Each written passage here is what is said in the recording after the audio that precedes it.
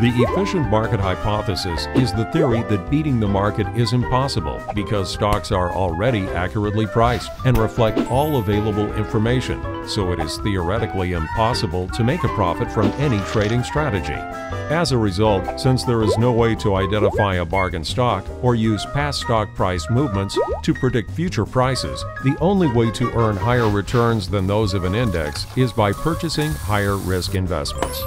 For example, Joe purchased shares in Clint's Revolvers for $100 a share.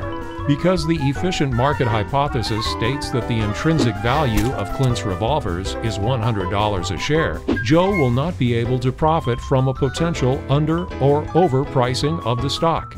However, there are several reasons why the efficient market hypothesis may be incorrect. Number 1, all investors view information differently and will therefore have different stock valuations. 2, stocks take time to respond to new information. Investors who receive or act on this information first can take advantage of it. 3, stock prices can be affected by human error and emotional decision-making. 4, investors have proven that they can profit from market anomalies.